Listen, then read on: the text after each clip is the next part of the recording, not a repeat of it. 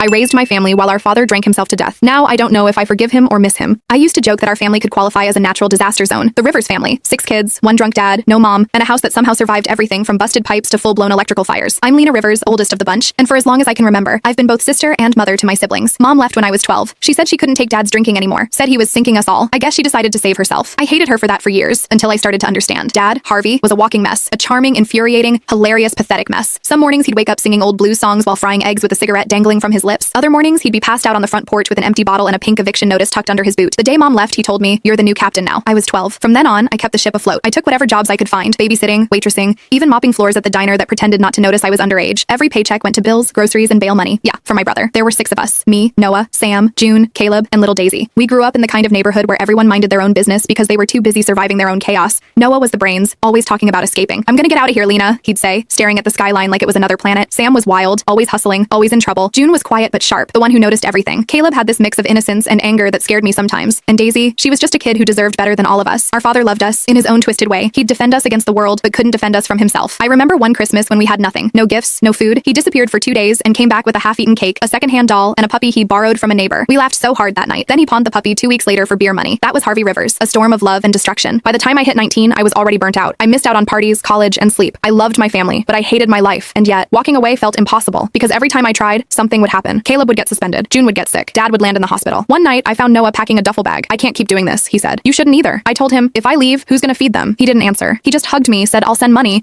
and left. He was the first to escape. Then slowly, one by one, the others started finding ways out too. June got a scholarship. Caleb joined a construction crew in another city. Even Daisy eventually got placed in a school program that gave her a dorm. And me, I stayed, because someone had to. Dad's health started crumbling by then. Liver shot, lungs giving up, memory fading. I still cooked his meals, cleaned up after him, even argued with the doctors who said he didn't have long. It wasn't loyalty, it was habit. There's a night I'll never forget. He was sitting outside, wrapped in a blanket, staring at the dark sky. He said, "You did good, kid. You kept this family together, better than I ever did." I didn't know whether to cry or scream. All I said was, "It's too late to say that now." He nodded and whispered, "Yeah, I know." A week later, he died, alone in his sleep on that same porch. I found him in the morning, peaceful for once. There was an empty bottle on the step beside him, like always. The funeral was small, just us kids, and a few neighbors who'd known him as the drunk who fixed their gutters for beer money. We laughed through our tears, sharing stories about his scams, his chaos, his rare moments of clarity. Afterward, we all went our separate ways. Noah came back for a while, offered to help me sell the house. I told him I wasn't ready. That old place, falling apart and full of ghosts, was still home. I live there still, in that cracked little house on Brook Street. The rent's long overdue, the roof leaks, and the city's gotten worse. But sometimes when the wind blows through the open windows, I swear I can still hear Dad's off-key singing. He was a terrible father, but he was ours. And in his own broken way, he taught us how to survive the world, even if he couldn't survive himself.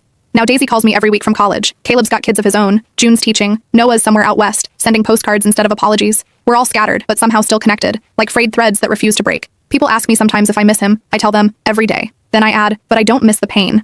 The truth is, we were never a normal family. We were a disaster that somehow worked. A house full of laughter and arguments, hunger and love. And even though our story ended with a bottle on a porch and a funeral no one talked about, it also ended with us still standing. Because in the end, that's all the Rivers family ever knew how to do, survive.